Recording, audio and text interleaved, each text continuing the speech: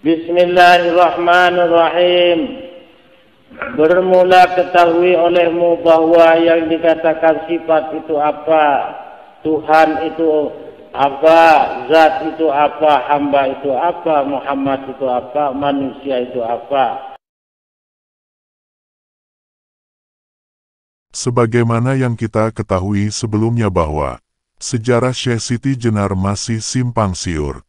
Kesimpang siuran sejarah Syekh Siti Jenar ini sama dengan ketidakjelasan tahun kehidupannya sebagai pelaku ajaran Sufi sekaligus penyebar agama Islam di Pulau Jawa. Kesimpang siuran silsilah keluarga dan perjalanan hidup hingga akhir kematian Syekh Siti Jenar sebenarnya memang sengaja dibuat oleh penguasa Islam waktu itu, yang tak lain adalah Wali Sanga, dengan didukung oleh petinggi Kerajaan Demak Bintoro pada awal abad ke-15 hingga akhir abad ke-17. Wali Sanga yang didukung oleh petinggi Kerajaan Demak Bintoro perlu menyimpang siurkan sejarah serta segala hal yang berbau Syekh Siti Jenar agar tidak ada lagi masyarakat awam yang terjebak oleh ajaran Sufi. Syekh Siti Jenar yang dikhawatirkan dapat menjerumuskan. Hal inilah yang kemudian menjadi latar belakang munculnya cerita yang menyatakan bahwa Syekh Siti Jenar berasal dari cacing dan bukanlah asli manusia. Perlu dicatat baik-baik bahwa cerita ini tidaklah benar dan sangat bertentangan dengan sejarah asli Syekh Siti Jenar. Sebab, bagaimana mungkin seorang tokoh Sufi sekaligus penyebar agama Islam adalah seekor cacing, dan bukan asli manusia? Sepertinya, ini sangat mustahil bila dipikir menggunakan akal sehat. Dalam sebuah literatur klasik, cerita yang menyatakan bahwa Syekh Siti Jenar berasal dari cacing dan bukanlah asli manusia dibantah dengan tegas.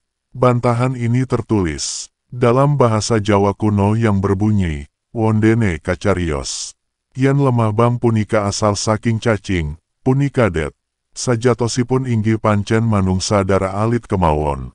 Griya ing dusun lemah bang, Syekh Siti Jenar sebenarnya adalah seorang manusia, rakyat jelata, yang rumahnya di dusun lemah bang. Jadi, dari literatur klasik ini, kita dapat mengambil pemahaman bahwa Syekh Siti Jenar adalah asli manusia, dan ia bukanlah jelmaan siluman cacing.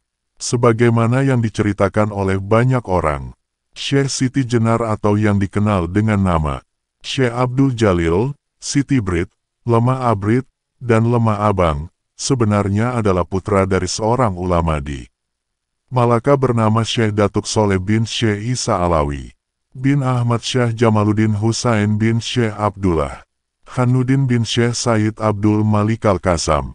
Syekh Siti Jenar dilahirkan di Cirebon pada sekitar tahun 829. H. 1348 C. 1426 M. Dengan nama kecil Said Hasan Ali Al-Husain. Nama kecil Syekh Siti Jenar mengandung banyak arti. Kata Said dalam nama tersebut menunjukkan bahwa Syekh Siti Jenar adalah keturunan Nabi Muhammad SAW. Dari keluarga Husain. Kata Ali menegaskan bahwa Syekh Siti Jenar memiliki sifat taat. 3 kemudian, kata Al-Husain menandaskan nama kakek teratas Syekh Siti Jenar. Perlu diketahui di sini bahwa pada umumnya, ketika orang-orang Persia memiliki anak, mereka memakai nama kakek mereka, baik kakek pertama, kakek kedua, kakek ketiga, kakek keempat, ataupun kakek teratas, untuk dipakai di nama akhir anak-anak mereka. Hal ini adalah wajar dan memang sudah menjadi tradisi di kalangan orang-orang Persia. Maka dari itu, tak heran bila Syekh Siti Jenar memiliki nama kecil yang berakhiran kata Al-Husain, yang merujuk pada nama kakek teratasnya. Apabila diurutkan atau ditelusuri silsilahnya, Syekh Siti Jenar masih memiliki hubungan nasab keturunan dengan Rasulullah SAW, yakni dari kakek Imam Husain Asis Syahid, yang merupakan buah keturunan dari pernikahan Sayyidah Fatimah Az-Zahra binti Muhammad Rasulullah SAW, dengan Ali bin Abi Thalib. Nasab lengkap Syekh Siti Jenar adalah Syekh Siti Jenar Sayyid Ali Al-Husaini bin Sayyid Soli bin Sayyid Isa Alawi bin Sayyid Ahmad Syah, Jalaluddin bin Sayyid Abdullah Khan bin Sayyid Abdul Malik Asmat Khan bin Sayyid Alwi Amil Fakih bin Sayyid Muhammad Mirbat bin Sayyid Ali Khalikasam bin Sayyid Alwi Sahib Baiti Zubair bin Sayyid Muhammad Maula Es-Saumah bin Sayyid Alwi Al-Mubtakir bin Sayyid Ubaidillah bin Sayyid Ahmad Al-Muhajir bin Sayyid Isa An-Nakib bin Sayyid Muhammad An-Nakib bin Sayyid Ali Al-Uraidi bin Imam Jafar Es-Sadiq bin Imam Muhammad Al-Bakir bin Imam Ali Zainal Abidin bin Imam Husain Asis Syahid bin Sayyidah Fatimah Az-Zahra binti Muhammad Rasulullah SAW. Syekh Siti Jenar masih memiliki hubungan darah yang sangat kental dengan kakek keempatnya, yakni Syekh Abdul Malik Asmat Khan, yang merupakan seorang raja kedua di Kerajaan Nasarabat, India Lama, sekaligus ulama terkenal, yang pernah menyebarkan agama Islam di berbagai negeri. Sebelum diangkat menjadi raja oleh ayahnya, Syekh Alwi Amil Fakih, pada tahun 653 Syekh Abdul Malik Asmat Khan bin Syekh Alwi Amil Fakih memiliki anak yang bernama Syekh Abdullah Khan, yang diketahui menjadi mursyid tarekat Syatariyah yang sangat dihormati. Setelah dewasa tidak meneruskan jabatan ayahnya menjadi raja. Ketika masih muda, Syekh Abdullah Khan pernah menjabat sebagai pejabat diplomasi Kerajaan Nasarabat, India Lama. Saat itu, ia pernah mengukir tinta sejarah di daratan Tiongkok dengan memperkenalkan budaya Islam kepada orang-orang Tionghoa yang bermukim di semenanjung Tiongkok. Walaupun bersaing dengan Marco Polo yang memperkenalkan budaya barat, Syekh Abdullah Khan akhirnya tetap berhasil memperkenalkan budaya Islam kepada orang-orang Tionghoa, sehingga dikabarkan lebih dari 80% rakyat Tionghoa saat itu memeluk agama Islam. Keberhasilan Sayyid Abdullah Khan dalam memperkenalkan budaya Islam kepada orang-orang Tionghoa tercatat dalam sejarah Tiongkok. Maka, bisa jadi, ia adalah orang pertama penyebar agama Islam di Tiongkok yang tercatat dalam sejarah tertua Tiongkok. Syekh Abdullah Khan memiliki anak cucu yang berdakwah dan tersebar di Pulau Jawa. Beberapa dari cucunya dikabarkan adalah anggota dari Wali Sanga. Namun, kebenaran dari berita ini masih simpang siur dan belum menjumpai titik temu. Apabila berita ini memang benar adanya, berarti dapat dikatakan bahwa Syekh Siti Jenar masih memiliki hubungan saudara dengan Wali Songo. Selain kabar tersebut, berdasarkan kabar yang beredar di masyarakat, Syekh Siti Jenar juga masih memiliki hubungan darah dengan Syekh Abdul Qadir Al-Jailani, 4. Seorang wali Allah sekaligus pemimpin para wali. Namun, lagi-lagi, kebenaran dari kabar ini masih simpang siur. Bahkan, salah seorang ulama sufi dari Irak, Syekh Muzafir Al-Muqarrabin, membantah kebenaran berita ini. Menurutnya, sangat mustahil Syekh Siti Jenar memiliki hubungan darah dengan Syekh Abdul Qadir Al-Jailani, sedangkan nasab mereka berdua sangat berbeda. Nasab Syekh Siti Jenar berujung pada Imam Husain Asis Syahid bin Sayyidah Fatimah Az-Zahra, sedangkan nasab Syekh Abdul Qadir Al-Jailani berujung pada Imam Hasan As-Sibti bin Sayyidina Ali Karamallahu Wajhah. Salah satu literatur menyebutkan bahwa jauh sebelum Syekh Siti Jenar dilahirkan, ayah Syekh Siti Jenar yang tak lain adalah Syekh Datuk Soleh sudah tinggal atau menetap di Malaka, sekarang Malaysia. Penetapan tempat tinggal Syekh Datuk Soleh di Malaka ini sudah cukup lama. Semenjak ayahnya, Syekh Isa Alawi, pindah dari Kamboja dan mulai menyebarkan agama Islam di Malaka. Pada masa itu, Malaka merupakan daerah yang aman dan tidak banyak terjadi konflik, sehingga penyebaran agama Islam dapat berjalan tanpa hambatan di sana. Malaka merupakan daerah kekuasaan Kesultanan Malaka, yakni sebuah kerajaan Melayu yang didirikan oleh para meswara jauh sebelum Kesultanan Malaka mendapatkan legitimasi atau pengakuan wilayah kedaulatan dari Kaisar Tiongkok pada tahun 1405. Dahulu, Malaka merupakan daerah yang aman dan tidak banyak terjadi konflik karena telah mendapatkan perlindungan Kaisar Tiongkok dari serangan kerajaan Ayutthaya dan Majapahit. Semua rakyat dan para pendatang yang bertempat tinggal di sana dijamin keamanan mereka oleh pihak Kesultanan Malaka, tak terkecuali Syekh Datuk Soleh beserta sang istri. Mereka justru mendapatkan perlindungan yang lebih karena telah dikenal oleh pihak Kesultanan Malaka sebagai ulama penyebar agama Islam. Di Malaka, keamanan Malaka yang terjamin oleh Kesultanan Malaka ternyata tidak bertahan cukup lama. Hal ini terbukti ketika terjadi kemelut pemindahan kekuasaan di dalam Kesultanan Malaka pada akhir tahun 1424 atau pada masa transisi kekuasaan Sultan Muhammad Iskandar Syah kepada Sultan Muzaffar Shah. Maka, saat itu pula, Syekh Datuk Soleh beserta sang istri memutuskan untuk pindah ke Cirebon karena merasa sudah tidak aman lagi bertempat tinggal di Malaka. Setelah melakukan perjalanan laut selama beberapa minggu, akhirnya tibalah Syekh Datuk Soleh beserta sang istri di Cirebon pada awal tahun 1425 M. Ketika itu, Syekh Siti Jenar masih berada di dalam kandungan ibunya usia 3 bulan. Di Cirebon inilah, Syekh Datuk Soleh beserta sang istri memulai hidup baru.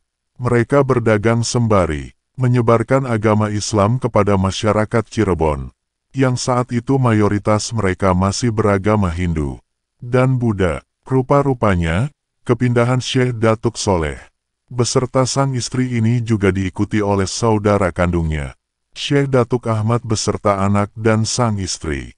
Namun, dalam literatur lain, disebutkan bahwa Syekh Datuk Ahmad sudah lama pindah dan bertempat tinggal di Cirebon, sehingga ketika Syekh Datuk Soleh datang pindah ke Cirebon, ia disambut oleh Syekh Datuk Kahfi, yang tak lain adalah putra dari saudara kandungnya, Syekh Datuk Ahmad. Sesampainya Syekh Datuk Soleh beserta sang istri di Cirebon, mereka bertempat tinggal sementara di pesantren yang didirikan oleh Syekh Datuk Ahmad bernama Giri Amparan Jati.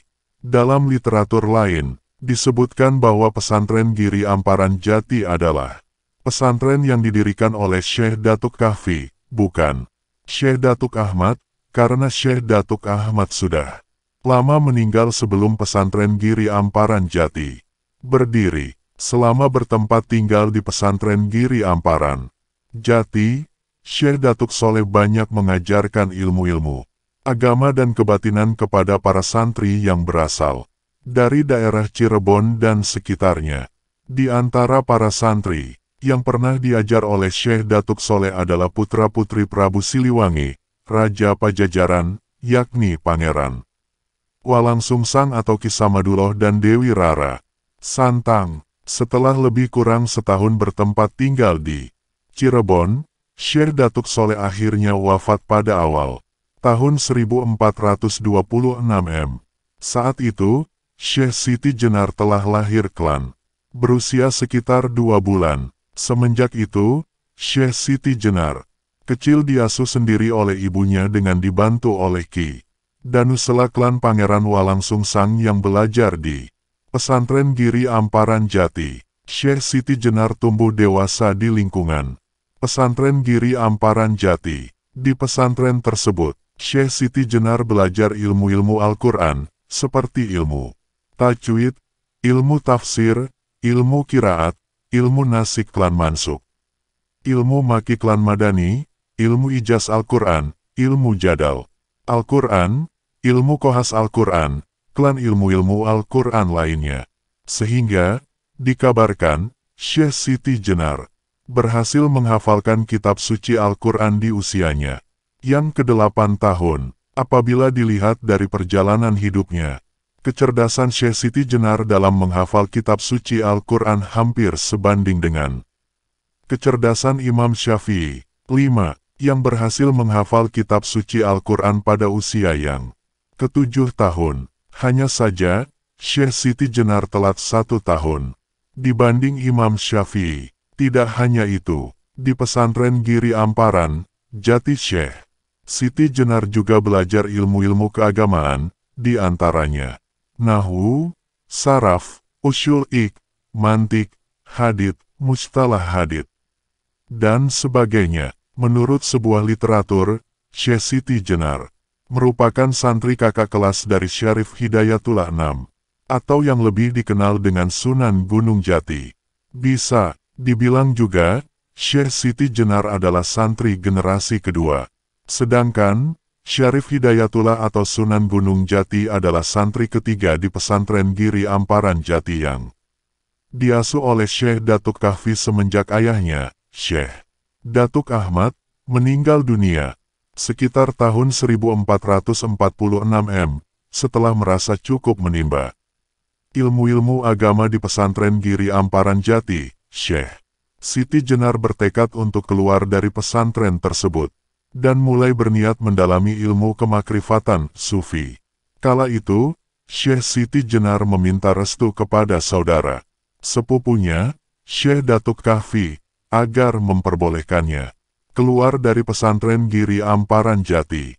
Dengan banyak pertimbangan, Syekh Datuk Kahfi pun akhirnya memberikan restu dan mempersilakan Syekh Siti Jenar menunaikan niatnya untuk mendalami ilmu kemakrifatan. Setelah akhirnya mendapatkan restu dari Syekh Datuk Kahfi, Syekh Siti Jenar memulai perjalanan pertamanya ke daerah Pajajaran. Tujuan utama Syekh Siti Jenar pergi ke Pajajaran adalah untuk bertemu dengan Salah, seorang petapa Hindu-Buddha yang dapat mengupas hakikat kitab catur Vivala peninggalan Prabu Kertanegara, Raja Majapahit. Syekh Siti Jenar teringat pesan Ki Samaduloh bahwa satu-satunya petapa yang dapat mengupas hakikat kitab catur Vivala adalah Samsitawarata. Sebab Samsitawarata memiliki tempat persinggahan bagi para Brahmana muda pencari kesejatian diri. Oleh karena itu, setelah Syekh Siti Jenar tiba di Pajajaran, satu-satunya petapa yang dicarinya adalah Samsitawarata, bukan petapa-petapa Hindu-Buddha yang lain. Di dalam kitab catur Vivala, tersimpan 4 pokok laku utama manusia, yakni Nispra 7, Nirhana 8, Niskala 9, dan Niskala atau Nilasraya 10. 4 pokok laku utama manusia inilah yang diketahui Syekh Siti Jenar dapat membantunya mendalami ilmu kemakrifatan kepada Allah. Sebab, sebagaimana yang pernah dituturkan oleh Ki Samaduloh kepada Syekh Siti Jenar, 4 pokok laku utama manusia itu sejalan dengan perjalanan hidup manusia menuju tahap kemakrifatan kepada Allah. Ki Samaduloh pernah membahas kitab catur Vivala itu bersama Pangeran Walang Sungsang, namun hanya sebatas penafsiran-penafsiran menurut pemahaman yang belum dapat dipastikan kebenarannya. Lama melakukan perjalanan, tibalah Syekh Siti Jenar di depan rumah Samsitawarata. Ketika Syekh Siti Jenar hendak mendekati pintu, keluarlah seorang perempuan tua bertubuh kurus kering yang hanya mengenakan cawat celana dalam. Ternyata, perempuan tua itu tak lain adalah Samsitawarata. Meskipun ia bertubuh kurus kering, tetapi sangat tampak kekuatan gaib yang membentenginya.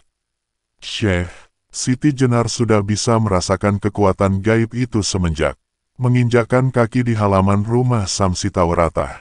Sepertinya, Samsitawarata sudah merasakan kedatangan Syekh Siti Jenar, sehingga sebelum Syekh Siti Jenar mengetuk pintu rumahnya, ia sudah keluar dari pintu dan menemui Syekh Siti Jenar. Samsitawarata memulai pembicaraan, dan dari sinilah terjadi perbincangan yang cukup lama antara Syekh Siti Jenar dengan Samsitawarata. Tanpa berpikir lama, Syekh Siti Jenar pun mengatakan niatnya untuk berguru pada Samsitawarata, karena ingin mempelajari hakikat kitab catur Vivala peninggalan Prabu Kertanegara, Raja Majapahit. Rupa-rupanya, Samsitawarata juga telah mengetahui bahwa Syekh Siti Jenar adalah seorang santri Muslim yang tidak sama seperti dirinya sebagai penganut agama Hindu. Maka dari itu, Samsitawaratah mengajukan syarat yang dirasa sangat memberatkan bagi Syekh Siti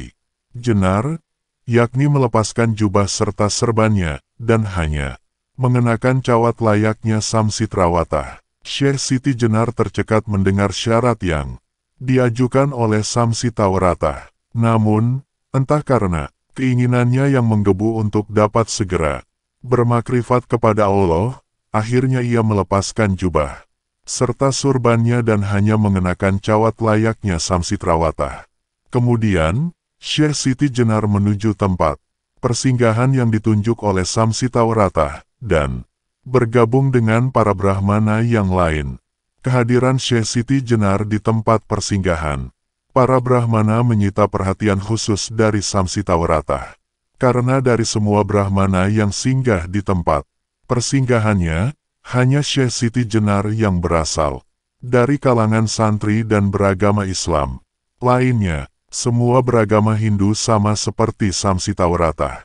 Samsitawaratah kurang mengerti alasan Syekh Siti Jenar sangat ingin belajar hakikat kitab catur Vivala kepadanya. Padahal, jelas, Syekh Siti Jenar adalah seorang santri Muslim, berbeda dengan dirinya yang seorang petapa Buddhis. Dalam kesehariannya di tempat persinggahan para Brahmana, Syekh Siti Jenar melakukan tirakat riyadah dengan pengawasan yang ketat dari Samsitawaratah. Setiap tirakat menuju urutan-urutan laku manusia dilakukan oleh Syekh Siti Jenar dengan berpuasa, selain menyepi atau bersemadi selama berhari-hari. Badan Syekh Siti Jenar menjadi kurus kering, pipinya kempot, kelopak matanya cekung, serta rambutnya panjang dan tak beraturan. Kondisi fisik Syekh Siti Jenar saat ini berbeda jauh 180 derajat dengan kondisi fisiknya yang dahulu semenjak masih tinggal di pesantren Giri Amparan Jati. Pada siang hari, bila harus menyepi atau bersemadi di tempat terbuka, Syekh Siti Jenar rela terpanggang di bawah terik matahari. Sementara itu, pada malam hari, ia rela membiarkan tubuhnya kedinginan dan tak jarang kehujanan bila sedang datang musim penghujan. Semua itu tak lain dilakukannya agar ia dapat bermakrifat kepada Allah, Sang Pencipta. Samsitawaratah membimbing Syekh Siti Jenar secara langsung dalam melakukan tirakat berpuasa dan menyepi atau bersemadi.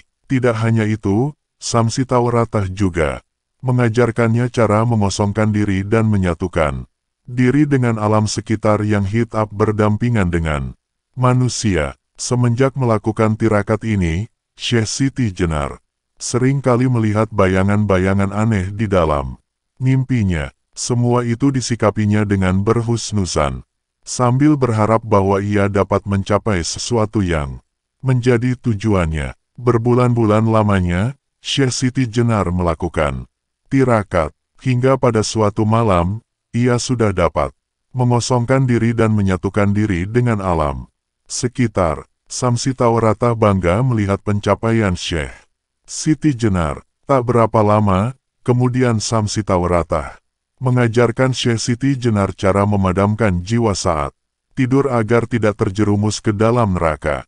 Samsitawaratah menjelaskan bahwa untuk dapat memadamkan jiwa saat tidur, seorang Brahmana harus mengatur pola pernapasan dan memejamkan mata, selain tetap mengosongkan diri dan menyatukan diri dengan alam. Berbulan-bulan lamanya, Syekh Siti Jenar melakukan sesuatu yang dijelaskan oleh Samsitawaratah dari kitab catur Vivala, hingga akhirnya ia pun berhasil memadamkan jiwa. Syekh Siti Jenar mengalami kemajuan pesat dalam melakukan tirakat. Meskipun begitu, ia merasa bahwa sesuatu yang menjadi tujuannya belum tercapai. Lebih dari itu, ia juga merasakan bahwa perguruannya kepada Samsitawaratah justru tidak mengantarkannya pada tingkat makrifat kepada Allah, melainkan masih berada dalam tahap syariat. Syekh Siti Jenar merasa bersalah kepada diri sendiri karena telah menyia-nyiakan usianya Syekh Siti Jenar semakin sadar bahwa sesuatu yang menjadi tujuannya memang belum tercapai. Ini disadarinya beberapa saat setelah terjadi peristiwa menakjubkan yang ia alami di hutan. Saat itu, ia mendapatkan tugas mencari kayu bakar di hutan. Setiba di tengah hutan, tiba-tiba muncul seekor harimau besar yang tengah kelaparan. Syekh Siti Jenar yang melihat harimau besar di depannya itu tersontak kaget dan sangat ketakutan. Ia merasa tidak sempat lagi menyelamatkan diri. Akhirnya, ia memutuskan untuk duduk tenang mengatur pola pernapasan dan memejamkan matanya, lalu mulai mengosongkan diri dan menyatukan diri dengan alam. Tiba-tiba, sebuah peristiwa menakjubkan terjadi. Harimau besar yang ada di depannya itu mendadak diam, kemudian mendekati Syekh Siti Jenar, seperti harimau yang telah jinak. Dengan langkah perlahan dan menunduk, harimau besar itu mendekati Syekh Siti Jenar, lalu diam sejenak memandang Syekh Siti Jenar. Sesudah itu, harimau besar itu membalikkan badan dan pergi. Rupa-rupanya, ada salah seorang Brahmana yang melihat peristiwa menakjubkan itu. Kemudian, ia melaporkannya kepada Samsitawarata. Setelah terjadi peristiwa menakjubkan di hutan itu, Syekh Siti Jenar justru merasakan bahwa sesuatu yang selama ini dipelajarinya dari Samsitawarata bukanlah akhir dari tujuan yang hendak dicapai. Ia merasa bahwa jalan menuju makrifat kepada Allah akan sulit dicapai dengan jalan yang selama ini telah ia pelajari. Ia menangkap bahwa Samsitawarata bukanlah guru yang dapat menuntunnya ke jalan menuju makrifat kepada Allah. Maka dari itu, ia berniat keluar dari tempat persinggahan milik Samsitawarata.